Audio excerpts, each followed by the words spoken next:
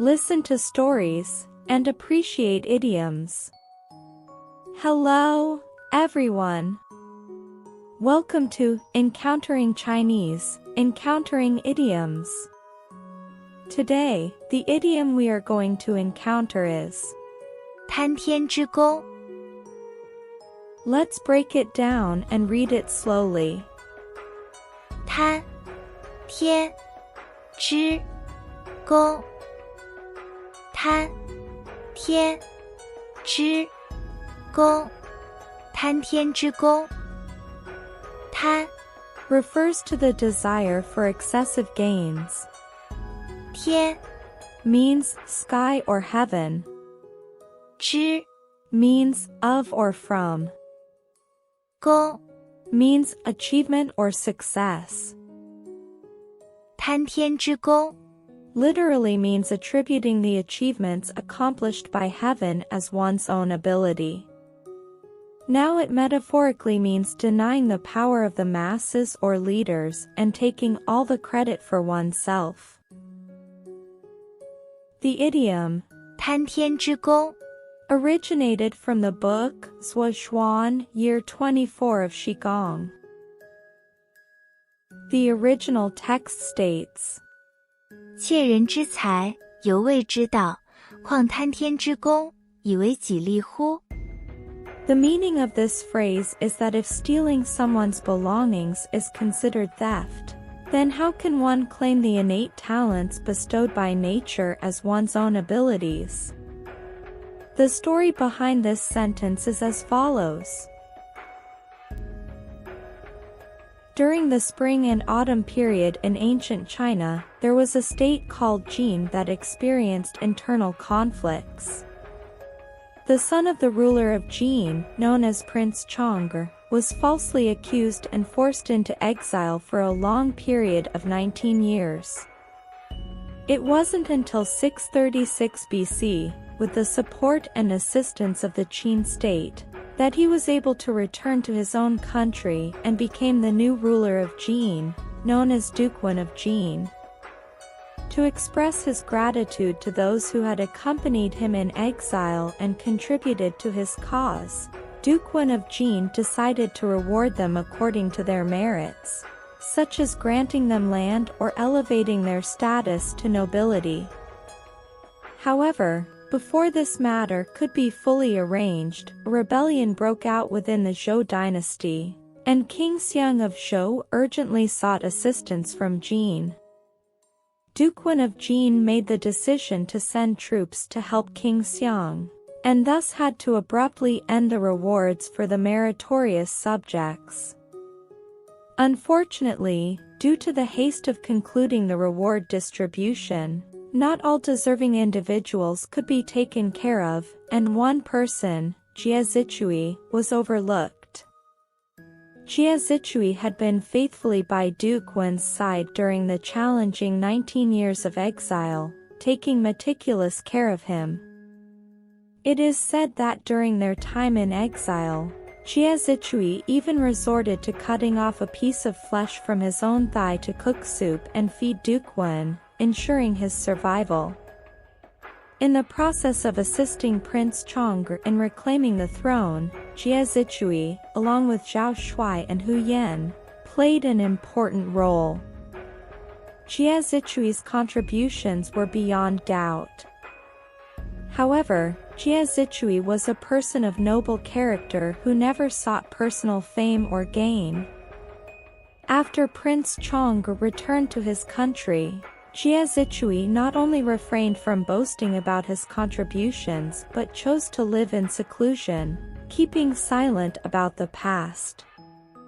During a massive round of rewards and recognition bestowed by Duke Wen upon his courtiers, Jia Zichui was inadvertently omitted due to his low-profile nature. Jia Zichui didn't mind these rewards, but his mother and friends felt it was unfair. They urged him to go and seek an explanation from Duke Wen, striving to obtain the deserved rewards. To everyone's surprise, Jia Zichui firmly refused such advice. He told his friends, Duke Xian of Jin once had 9 sons, and now only Duke Wen, Prince Chong remain. Since the heavens didn't let the Jin state perish, there will surely be a ruler to inherit the throne. Therefore, besides Duke Wen, who else can be responsible for the affairs of Jin? It can be said that it was a divine appointment for Prince Chong to become the ruler. However, those ministers who have made contributions think that it was their own power that achieved this. Isn't this self-deception? Even stealing someone's wealth is called theft, let alone coveting the achievements granted by heaven and considering them as one's own accomplishments. They take what should be considered a sin and treat it as a matter of course. The higher-ups reward those who deceive the world and appropriate others' merits. I don't want to be friends with such people who deceive each other for the sake of personal gain.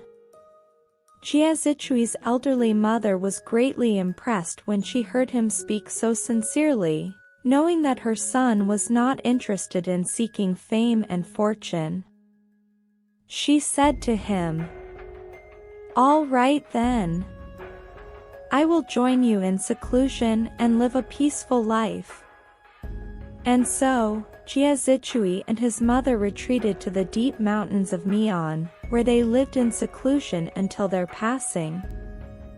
Those who respected Jia Zichui still felt a sense of injustice regarding the matter. Secretly, they hung a plaque on the palace gate, which read, "There was a dragon who desired to fly to the heavens, and 5 snakes helped it achieve that."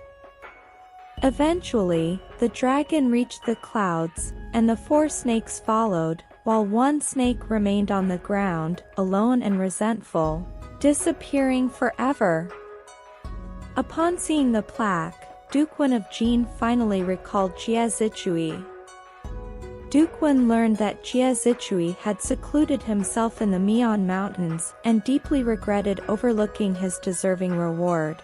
Therefore, Duke Wen issued a decree, saying, "Anyone who can find the whereabouts of Jia Zichui's seclusion will be granted a high official position and 1 million acres of land as a reward." However, Duke Wen was unable to locate Jia Zichui even after his passing.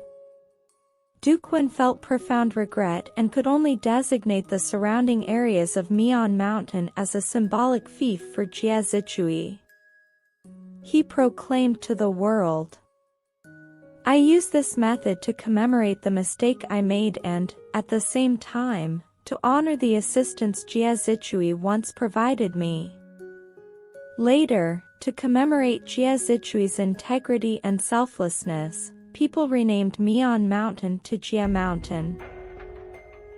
In this story, Jia Zichui stated that Duke Wen's position as the ruler was an achievement granted by the heavens, yet many individuals coveted this achievement and claimed it as their own.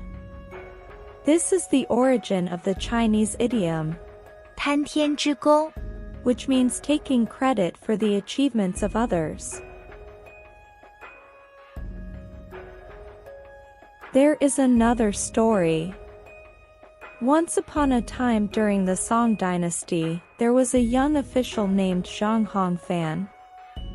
He had lofty aspirations of becoming a renowned statesman. Zhang Hongfan possessed intelligence, quick thinking, and agility of mind.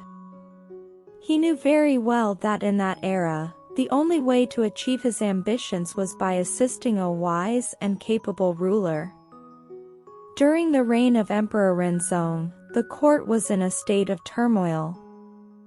Both internally and externally, the imperial court faced instability, and the entire country was plagued by numerous problems and threats.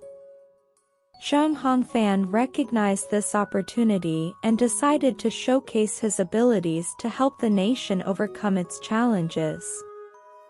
He delved deep into understanding the country's affairs, studying its economic and military strategies. He proposed a series of reform plans to stabilize the domestic economy and strengthen national defense. Zhang Hongfan meticulously presented his plans to Emperor Renzong, receiving the emperor's admiration and support. Zhang Hongfan demonstrated remarkable talent and leadership. His reform plans were swiftly implemented and yielded positive results. The country gradually emerged from its crisis, and the lives of the people improved, while the national strength grew. However, as time passed, Zhang Hongfan gradually became obsessed with power and fame. He began to covet personal gain and relentlessly pursued higher positions and honors. He deviated from his original intentions and no longer cared about the interests of the country and its people.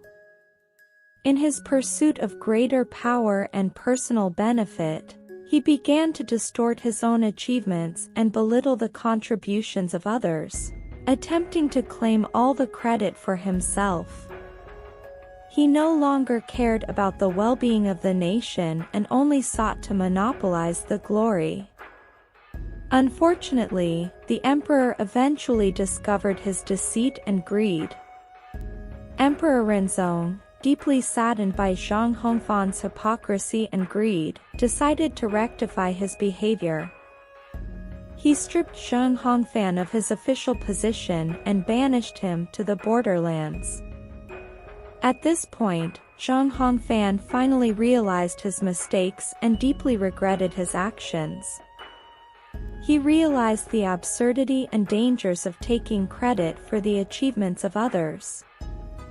Spending the rest of his life in the borderlands, Zhang Hongfan engaged in introspection and reflection. He understood the importance of living a down-to-earth life and the perils of blindly pursuing hollow fame and power. In this story, Zhang Hongfan's act of distorting his own achievements and belittling the contributions of others, claiming all credit for himself, is represented by the idiom, 贪天之功, which means coveting the achievements bestowed by heaven. 2 stories have been told. Next, let's review the idiom we encountered today. 贪天之功, 贪天之功. Finally, let's use 贪天之功 to make a sentence. 你竟然贪天之功，剽窃他人的科研成果，太不像话了。你竟然贪天之功，剽窃他人的科研成果，太不像话了。That's all for today's Encountering Idioms. If you like it, please like and subscribe. See you next time.